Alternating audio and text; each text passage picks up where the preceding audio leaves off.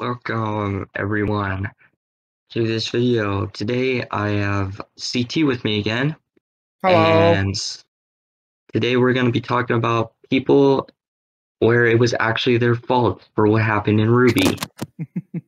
It should be a very interesting video indeed.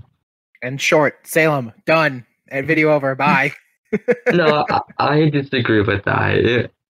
In my opinion, it was actually not Salem's fault. True, this was most of the things that have been happening is because of Salem, but the main few people that are blamed for this is God of Light and God of Darkness, because they could have made it such a better punishment for Salem to understand the meaning of life instead of punishing the next generation. To be honest, I don't feel like the God of Light could have foreseen the fact that she was gonna go evil, because from what it sounds like, these gods aren't like the traditional all-knowing. Well, to be fair, she was already showing her true colors of being evil during that time too, where she literally did a rebellion against them. Well, that's because she was mad at them. Because she feels like it's been a while since I've seen that episode, actually. Yeah. She felt wronged by them, I guess, and was like, so obviously she thought it'd be a good idea. She thought wrong. Because God of Darkness is like, oh, you're gonna attack me with my own gift? Ike, I'm gonna wipe out everyone. I'm gonna take the magic back and then fuck all y'all. Yep. But like, I even made it such a better punishment. So her punishment was basically she couldn't go back to her love. She couldn't get killed. She could not be reunited with Ozma ever again. So like, why don't you just put her into a loop where she's killing herself over and over again? I know that's dark, but it's such a better punishment because she kills herself. She doesn't know that it's a cycle. And right when she kills herself, the cycle begins again. And then allowing her not to be able to kill anyone. Explain, like, what do you mean when you talk about the cycle? So, I don't think you've seen Ben 10, so I'm not going to use that for example. But nope. That's why I was one of the few not salty about the death battle. The thing was like, so she starts with it. She's immortal. She doesn't know that. They took the memory away from her. And then she would try to like be like, oh, I'm so sad, I'm gonna kill myself so I can be reunited with them. So she goes with it, kills herself, and she doesn't die, and then that's when the cycle starts over again, with her not knowing that, and basically she's just repeating everything over and over again. Or make like her punishment where she can't hurt anyone or kill anyone. Like, I honestly, those are probably my ideas for a better punishment. Because what they just did, like making her immortal, you just gave her so much power to basically fuck up the next generation. They didn't, though. They just made her immortal. They didn't see her leading the rest, somehow managing to get all of humanity to, like, wage war on the gods. Like, the reason why that was just how she ended up now is a very unforeseen consequence on their part. Like, they just gave her immortality, not expecting the world to change the way it did. I don't think they expected, like, oh, we're gonna take all the magic, wipe out all of humanity, and then peace. I think they were just gonna. I mean, in my honest opinion, if she herself was ever trying to do something, they probably could have just done something like that. True. Honestly, to be fair, actually, they left, so I don't think they really care what's happening with the next generation. No, well, the God of Light did, because he put Ozma in a goddamn reincarnation cycle. That's why the God of Light's more like a villain, to be honest. For my honest opinion, that kind of ruined everything because the last I remember, Salem was just chilling in a fucking in a goddamn like hut in the middle of the woods in the middle of nowhere, just living out her life.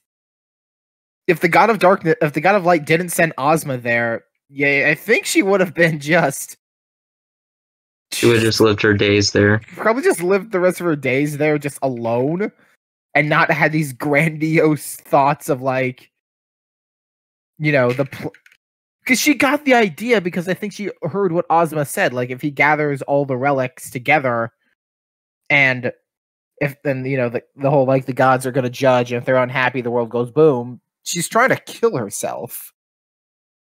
Like that's her end game goal: is that the world is destroyed, and she's hoping to take herself with it. Yep. And that would be the end of Ozpin too, because there's no one else to reincarnate with. Yeah. Okay. We'll go to the next person. I feel like in that case, like, well, by extension, I feel like that entire thing does not fall on the God of Darkness. That entirely falls on the God of Light. Yeah, honestly, that in my opinion, I feel like the God of Darkness is actually the good guy between the two brothers, because to be honest, he actually tried to help Salem. He did. He just, but then when he found out, you know, he was manipulated. He was like, "Oh well, then, bye." Be like, "Fuck you! I'm gonna take him away." Yeah. I feel like that's, however, I feel like a valid response if you're manipulated in such a way. Mm-hmm. Okay, now let's go to the next person. We just talked about him. Ozpin. Ozpin. The thing is, I put him on the list because there's one scene that could have turned really bad, and it was actually his fault too, because he didn't tell the group, and it was that train scene. Oh yeah. He did not tell him that the lamp attracts Grimm, so he was putting people in danger and also the group in danger. All right, that's the reason why they started getting pissed off with Ozpin. Well, that just led one thing to another. Yeah. However, they're well, to be honest, in Volume 8, they're slowly trusting him again. Yes. But they're still skeptical towards him. I can still say, however, like, I don't care what people say. I absolutely see Ozpin's reasoning for being so secretive.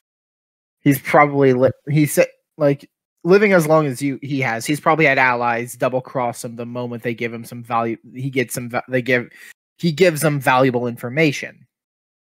Well, to be honest, there's like 2 of the headmasters already betrayed him.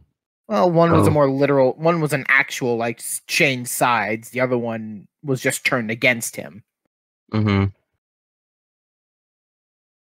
It was basically paranoia took over him.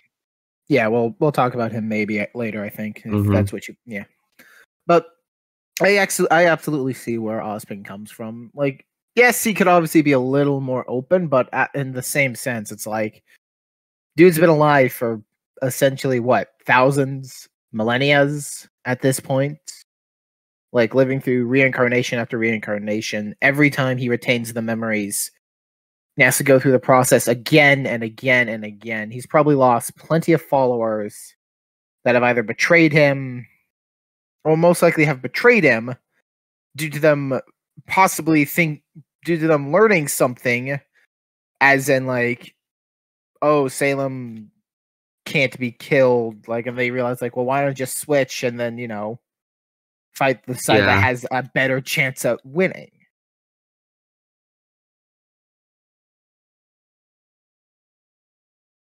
I basically,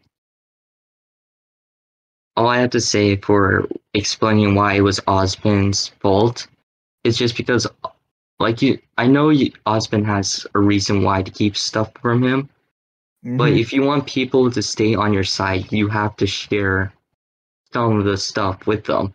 If you're going to keep stuff with them, they're not going to trust you. At the same time, sharing stuff with people has probably gotten them to leave as well. So at that point, like, you're boned either way. It's like, Either I Mhm. it's like either I tell people and they betray me, or I don't tell people and they still end up betraying me. If I don't Yeah, tell them and they don't find out that I didn't tell them, they can't betray me. So I guess that may be the safest route. they to be honest, the group almost left Ozpin because of that. So Ozpin's more on the neutral Well, side. Like it to be is his honest, fault. It isn't his fault. they couldn't really abandon Ozpin because they'd be leaving a 15-year-old child in the middle of nowhere. Yeah, poor Oscar. They probably just didn't want Ozpin to be like involved. Probably another reason why Oscar wants to stay in control because like you're basically ruining everyone, It doesn't everything. matter, however. No one likes you right now. So let me just stay in control. It won't matter eventually because he's gonna eventually they're eventually gonna fuse, and at that point they're just gonna be one person. Yep. So Ozpin definitely is probably on the neutral side of Yeah. this. Okay. Next one of the members on Team RWBY. And people are gonna be like, what? How is it their fault? To be honest, this person has a lot of reasons why it's their fault. And that's Blake. Blake Belladonna. She's in fault for the worst ship ever. No. Maybe. Possibly. But opinions are opinions. Don't at me. I have my own opinion. I wouldn't say it's the worst ship, but unless they fix it, oh boy. If they're gonna go with it, they should really fix it. Super cringy. It's super cringy. They should fix it. I mean, if it happens, it happens. I don't care. But at this point, they should fix it just to make it seem natural. But that's not what we're talking about. My first reason why I put Blake on this list is because of the Ilya incident. Because I feel like if Ilya worked with Blake, she kind of had a crush on Blake.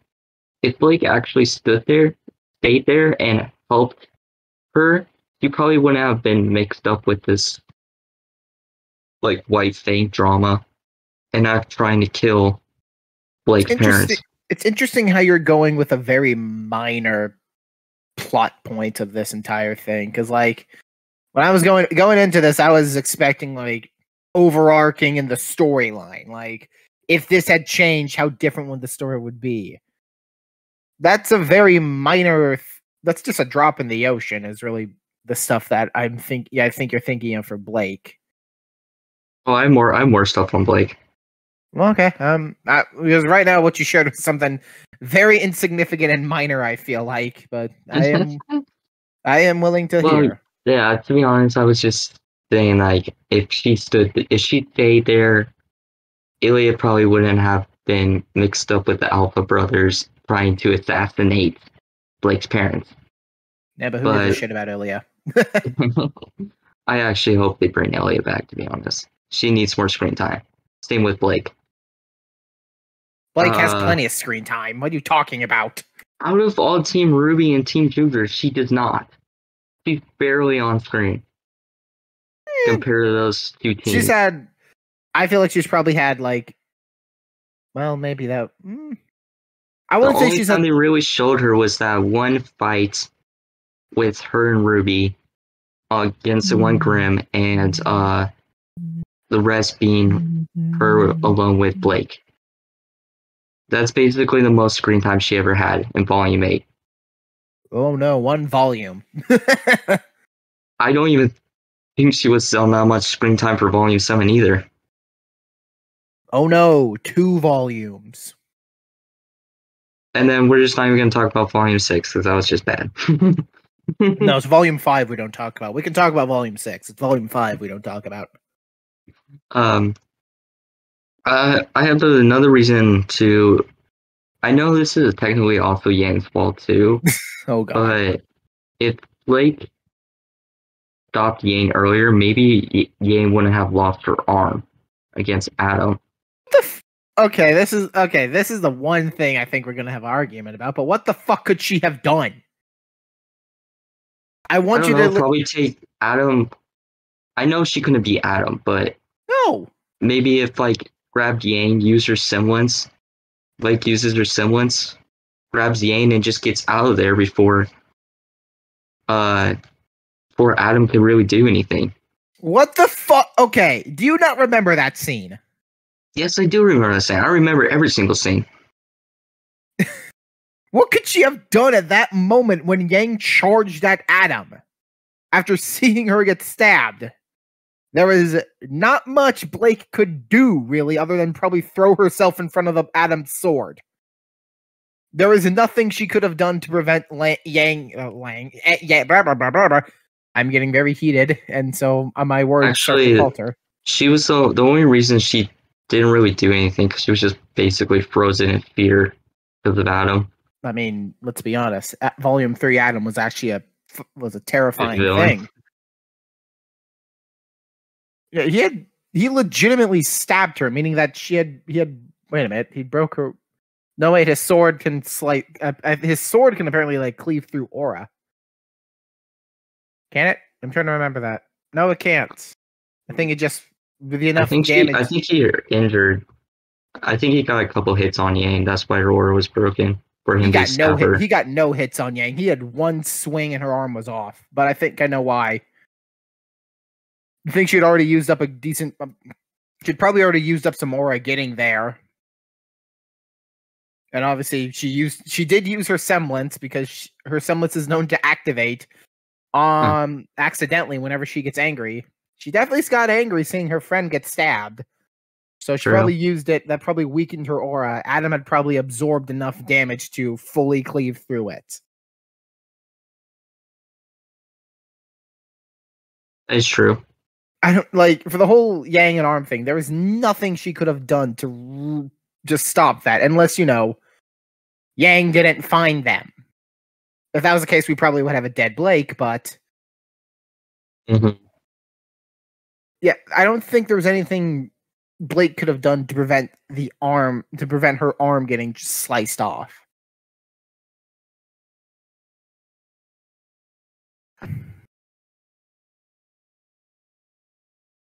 Yeah. And then my final reasoning why it was her fault.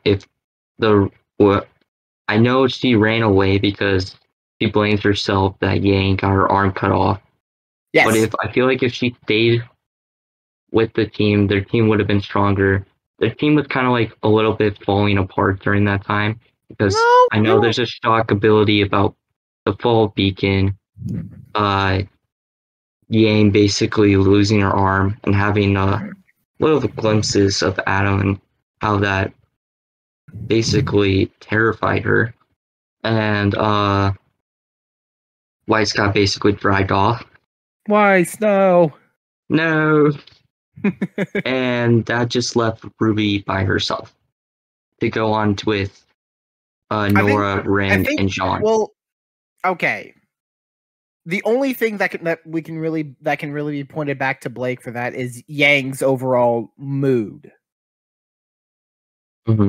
Is like Blake was her partner, like they were like in the sense of like they were the ones that formed. There's the two that saw each other in the forest. She had tried to help Blake back in Volume 2, like her like worried about Torchwick. So she obviously showed like she deeply cared, but to hear that after everything was said and done, when at this crucial moment when the team really kind of needed to stay together, she ran. Weiss didn't have a choice in the matter. She was forcibly taken back to Atlas by her father, but Blake chose to run away. She chose to run away. I know grammar. She chose to run away, which probably doesn't help the fact that I gave a pretty big tension between Yang and her, which was then apparently solved like no issue had ever happened. But whatever. Yeah, it was just sort of off to the side. It didn't make sense. But not complaining at all. Not bitching. But I mean, at that time, I feel like let's think of exactly what had happened in that moment. Lost an arm, PTSD. Her sister left like almost immediately. which left her with only Taeyang, and that's not that bad. That's saying that much. Which is not a bad thing. I mean, honestly, I'd chill with Taeyang. He's pretty cool.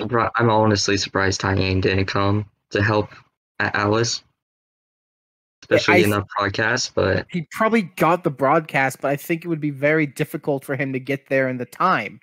Because what was that, like a day or two? Like it took like what? Like I think it was like 2 days. Like in the entirety of Volume 8 was like 1 or at least 2 or 3 days. Then he's probably going to be mentioning. He's probably going to be coming in Volume 9 then, because he's probably going to be searching for Yang and RWBY. I'd hope so. I like Ty. He's cool. I want to see more of Ty. We all do. He's the only other person of Team Stark that we can really focus on, unless miraculously Summer's alive.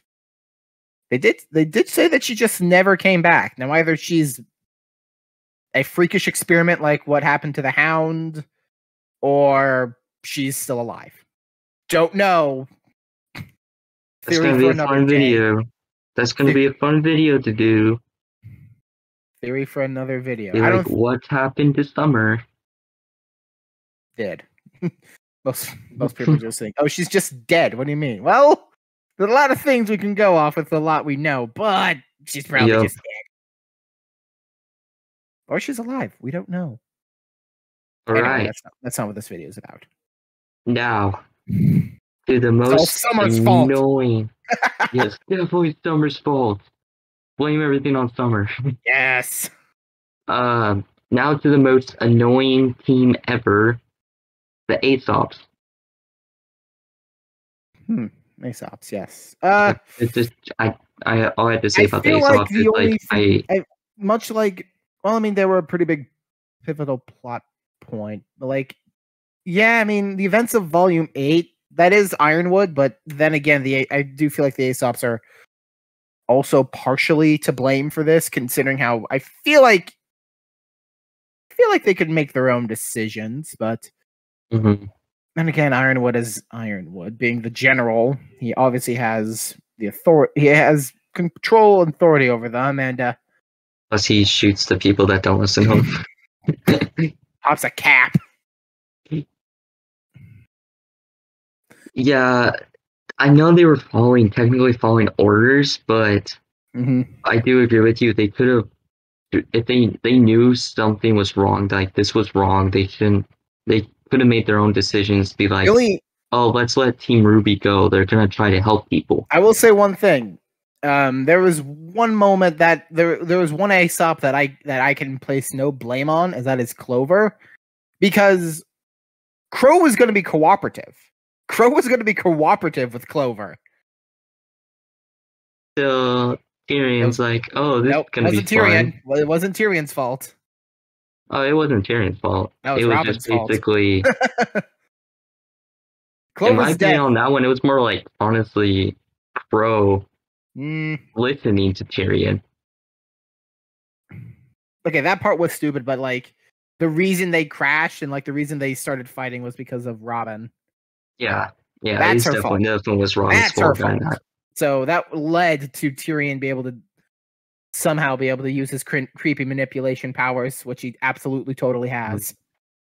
He has magic powers. That's probably what's going to be mentioned in Volume 9, where Crow's going to figure out that it was technically Robin's fault that Clover died.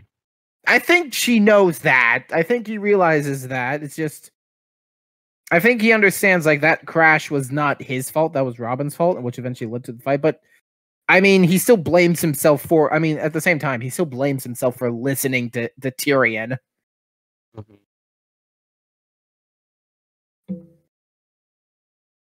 Yeah, another person that I probably say half to blame and half not to blame, probably be Marrow. What the fuck did Marrow do? Oh, he still followed orders. Yes, because stopping Team RWBY. But another thing why I don't blame him is because he was. Oh, I thought you said you were blaming Marrow. I was like, no. Yeah, Marrow is a bit of a rough spot in that, but he still was like following orders, fought Team RWBY to stop him. But then he was always the one like being skeptical about this. He didn't want to do it. He actually wanted to help people, not stop people that trying to help people. And then we just got Harriet that it's literally all her fault. Yes. Like, honestly, she's the reason why Vine died. I want to go. She took the bomb. I was about to The say only way it could something, be but stopped then, like, the is more with I Vine think about it, sacrificing himself. the more I think about it, yeah, yeah. And then Elm, I don't really.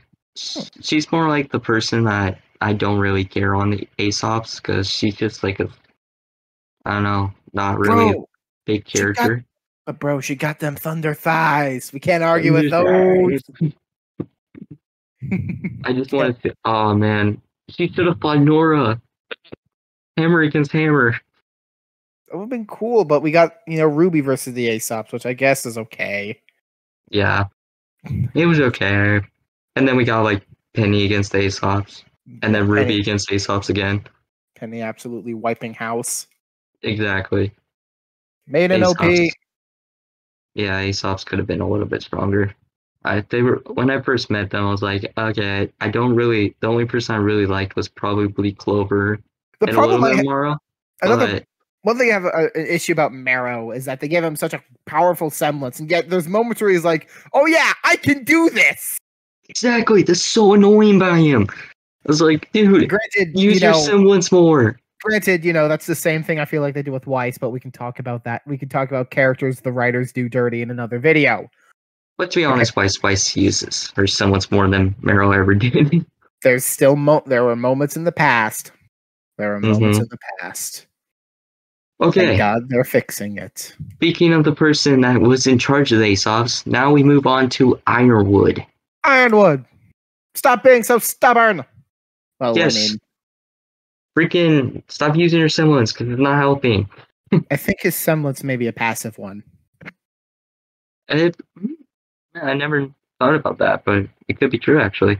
I mean, I feel like it's a passive semblance because it just makes him like steadfast in his decisions. If that was the case, I feel like that sounds like a passive one in my opinion. Yeah, basically just watching Volume 8, it's all Ironwood's fault. Absolutely. To be honest, I give props to Salem. I know I said this in the last video I did with you on the tier list. Salem is smart. He made Ironwood paranoid all the way from the Fall Beacon. From there, made him the paranoid like stack up over time until it was her time to attack Atlas. And that was basically, she didn't do anything. She's like, I'm just gonna let Ironwood destroy Atlas by himself. And then when it becomes weak, that's when I do my attack. So honestly, if Ironwood actually listened and wasn't being so stubborn, Atlas probably would have stood a better chance against Salem.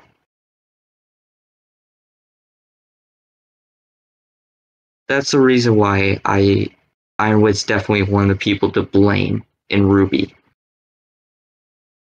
Yeah, I can see that. Let me think here. Yeah, for Volume 8, definitely.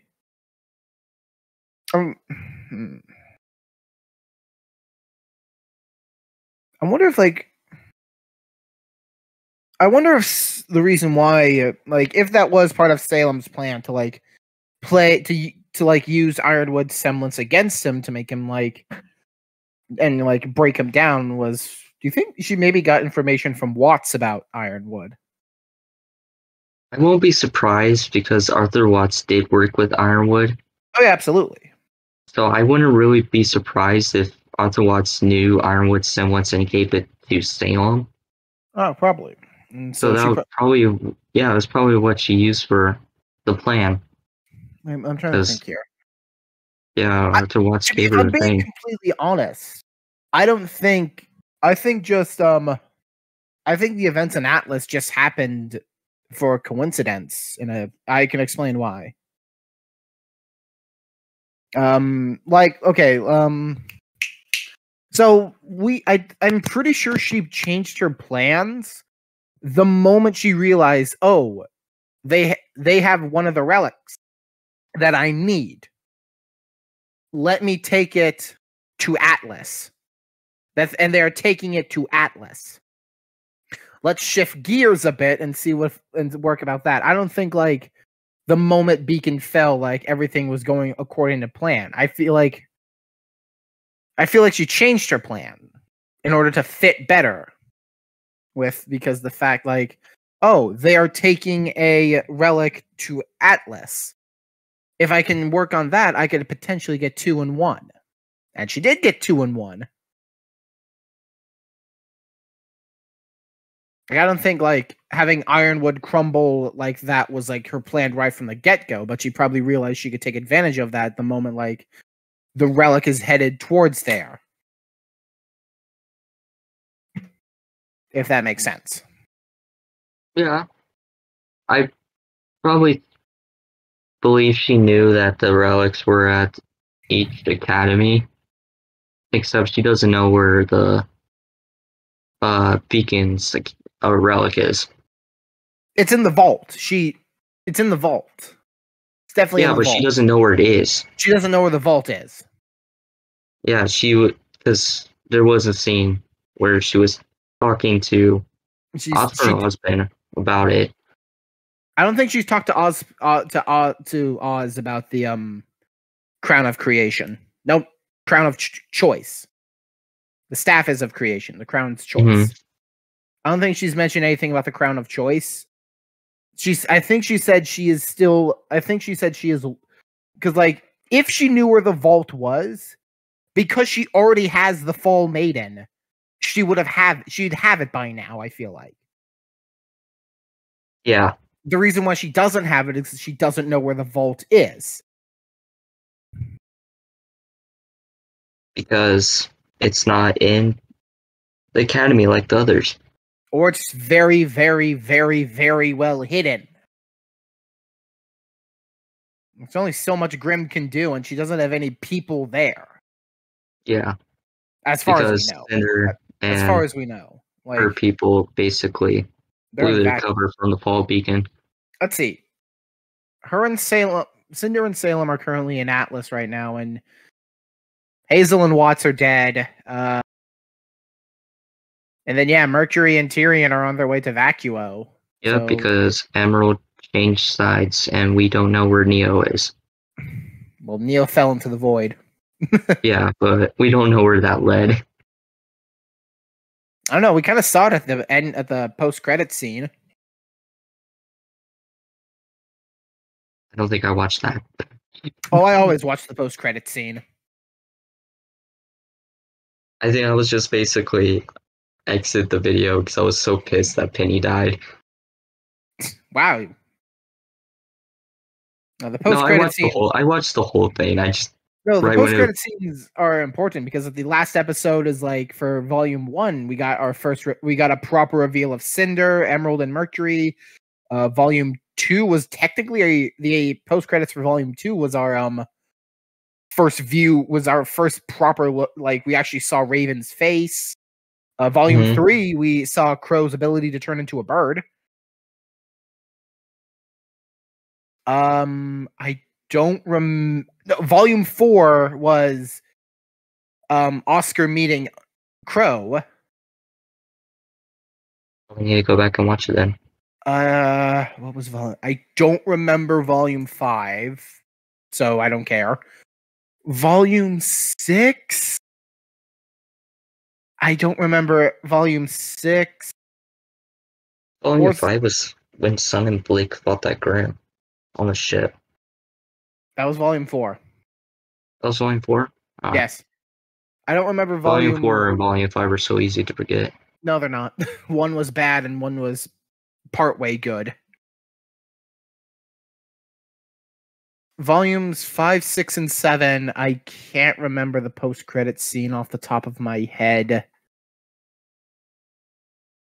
And volume 8, we saw like it looked like to be like some kind of like, I don't know how to describe it, but they're like, we see like, I think it was like crescent rose like implanted in the sands of like a beach.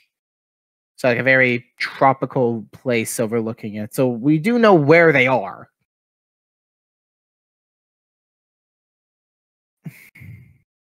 Yeah. I'm gonna take your word on it because you actually seen it. What do you mean I've actually seen? Yeah, I don't know. I didn't watch it, so Go I'm probably back gonna and watch it after then. after this. I'm gonna watch it. The end credit scenes. There's always a post-credit scenes they have. It gives them important information. Mm-hmm. Okay, where were we? I don't know. We went on a huge rabbit trail right there. He did. And it Okay, adds time to the video and adds content. Yeah. Now time for the most extreme person who's the main reason for the full thing about why it's their fault. A good chunk of the series. Yes, and that is Rhodes. Rhodes, what the fuck did you do, man? You fucked up. Rhodes, you're so stupid. Why'd you not kill the kid? Kill the child, and then we could be fine. Freaking use your semblance in the beginning. That could have gave you extra armor, but okay. It wouldn't work against her semblance. You realize you realize how metal is like not a good thing to have against someone who could superheat things? Yeah, but I was just saying, like, for extra armor and like get close enough, and then boom, hey, with a huge hit. I guess. Yeah, the reason why Rhodes is the main person for the fault on this is because he trained freaking Cinder on how to fight. He didn't think she'd go evil. This is much again than a huge oversight. We started with that talking about the gods, and now we're going to finish with that talking about Rhodes. Mm-hmm. But once again, obviously a huge oversight. I don't think he expected her to break like that. Mm-hmm. Yeah. And because Rhodes was supposed to represent basically Prince Charming. Yes, Rhodes was. Yes, absolutely. Rhodes was supposed to be like Prince Charming. Or he was the only one that actually treated Cinder kindly, and Cinder was definitely one that was like always waiting for him to come back so she could spend time with him. But it was basically the freaking stepmother and stepsisters, which are also to blame in this, for basically making Cinder snap and killing them. Yeah. And then Rhodes is like, saw it, and he's like, okay, this is not okay, Cinder. I have to do something because I'm a huntsman. And Cinder's like, you're gonna betray me like this? And then betrayal. And then she was like, okay, I guess we're gonna fight then. And then they fought, and Cinder killed him. Yeah. And all Rhodes, but the last dying breath of Rhodes, all he did was tap on her head. Head pats. He tried, but in the end, not even the power of a head pat could save her. What does this world come to? Even a head pat could save her. And then Cinder went to go become Salem's bitch. The end. What does this world come to? A head pat is the ultimate sign of wholesomeness. How? He didn't even say anything too. It's like he could have probably talked to her about this. Head patted. That's all that's needed normally. I've been lied to my entire life. The head pat works. It is a symbol of wholesomeness. And yet she took the head pat and spat on its face. And why? Stabbed her sword deeper into his stomach. Why? She dares She dares to do that to the head pat. How dare thee? So, anyway. Yeah, Rhodes can sort of be blamed for what happened to Amber, the fall, by extension of what happened to Amber, what happened to Pyrrha. What happened to basically the end of Volume 8? What happened to a lot of people, really. Mm-hmm.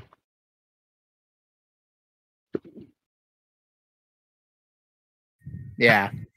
I have to say something to you after this video. It's gonna be funny. No, say it now. So I was thinking, I was posting in the leader chat earlier today and about how Pyrrha was basically turned to dust. Yes. And I was like, does that make technically Cinder Thanos? The RWBY Yes. version of Thanos? Absolutely, 100%. Except she doesn't snap. She just uses her semblance. Yeah, she just touches her forehead and be like, do you believe in destiny? Yes, and then boom, fade away. Definitely, that was definitely one of the best quotes. Yes.